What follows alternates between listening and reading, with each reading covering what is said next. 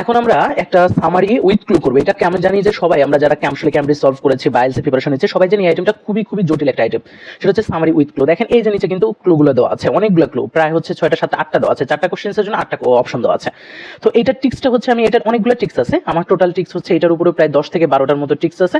So আমরা যদি এই টিক্সগুলো অ্যাপ্লাই করতে পারি সম্পূর্ণটা, তাহলে ভালো একটা ব্যান্ডেজ স্কোর কিন্তু করা যাবে। আর এটার উপরে কিন্তু আসলে ভয় আমাদের থাকবে না। তো আজকে আমরা যে টিক্সটা শিখবো সেটা হচ্ছে দ্যাট অ্যান্ড অর বাট এর আগে, মানে আগে বলা যাবে না, এটা আশেপাশে উত্তর থাকে। আসলে এই আপনার উত্তরটা যেই লাইনে থাকবে দেখবেন উত্তরগুলো খুব অ্যান্ড বাট অর তারপরে দ্যাট এগুলোর খুব কাছাকাছি আসলে উত্তরটা হয়। এর কারণ হচ্ছে ওই সেন্টেন্সগুলো ম্যাক্সিমামই থাকে হচ্ছে দেখবেন কমপ্লেক্স, নাহলে কম্পাউন্ড সেন্টেন্স ওরা মেক করে, হয় রিলেটিভ প্রোনাউন দিয়ে করে, না হলে হচ্ছে আমাদের কম্পাউন্ড সেন্টেন্স থাকে। এইসব সেন্টেন্সের মধ্যে উত্তরগুলো ম্যাক্সিমামই থাকে। তো আমরা ঠিক আছে এটা তাহলে একটু প্র্যাকটিক্যালি দেখে আসি।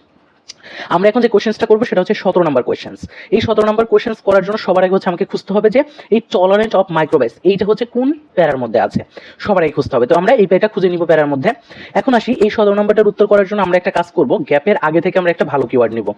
যেরকম গ্যাপের আগে দেখেন কিওয়ার্ড আছে এখানে স্মল নাম্বার লিড টু, গ্যাপের আগে আসছে মানে স্মল নাম্বারে কোনো কিছু, তার মানে উত্তরটা হবে এমন কিছু যেটা স্মল নাম্বারে আছে। তাহলে আমি যদি একটু লিখে ফেলি এই সাইডে, উত্তরটা হচ্ছে এমন কিছু যেখানে স্মলের কিছু আছে, এর আশেপাশে উত্তর আছে। এরপরে আমি গ্যাপ, লিড টু যেমন বলছে, লিড টু শব্দের কোনো সিনোনিম হয়তো বা থাকতে পারে। তো আমরা এখন চলে যাব হচ্ছে প্যাসেজের মধ্যে, দেখবো যে এখানে ওই যে আপনার এই যে টলারেন্ট অফ মাইক্রোবস এই শব্দটা কোথায় আছে বা মাইক্রোবায়োবস নিয়ে কোনো কথাবার্তা আছে কিনা, তো এই জিনিসটা আমরা দেখবো এখানে, এবং তারপর আমরা স্মলটা কোথায় আছে সেই জিনিসটা একটু খুঁজবো। তো আমরা চলে যাই এখন প্যাসেজে।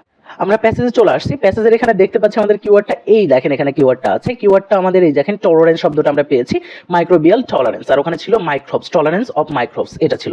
তো এখানে আমরা দেখতে পাচ্ছি কি মাইক্রোবিয়াল টলারেন্স এখানে শব্দটা আছে। তাহলে আমাদের এইখান থেকে প্যাসেজটা পড়তে হবে। এখানে দেখেন একটা দ্যাট আছে, তার উত্তরটাই দ্যাটের আশেপাশে আছে।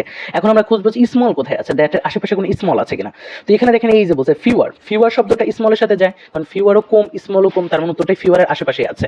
তো ফিওয়ারটার পরে আমাদের নাউন যদি আমরা খুঁজি, এখানে দেখেন অপ আছে, অপের পরে যদি আমরা নাউন খুঁজি তাহলে এখানে উত্তর হচ্ছে, এখানে হচ্ছে ডিজিজ। তাহলে কি হয়েছে, ব্রিং ব্যাকটেরিয়া ব্রিং ডিজিজ। তাহলে উত্তরটা হবে কি, এখানে লিড টু শব্দের সাথে কিন্তু আমাদের ব্রিংটা মেলে, দেন তাহলে উত্তরটা হচ্ছে কি ডিজিজ। এইটা হচ্ছে আমাদের উত্তর। ব্যাকটেরিয়া তো আমাদের উত্তর হবে না, কারণ ব্যাকটেরিয়া হচ্ছে কিওয়ার্ড হিসেবে কাউন্ট হয়েছে, কারণ এটা আমাদের প্রশ্নের মধ্যে যে কিওয়ার্ডগুলো থাকে সেগুলো কখনো উত্তর হয় না। তাহলে ব্যাকটেরিয়াটা তো আমাদের প্রশ্নের মধ্যেই আমাদের ছিল, তাহলে এটা উত্তর হওয়ার চান্সেস নাই।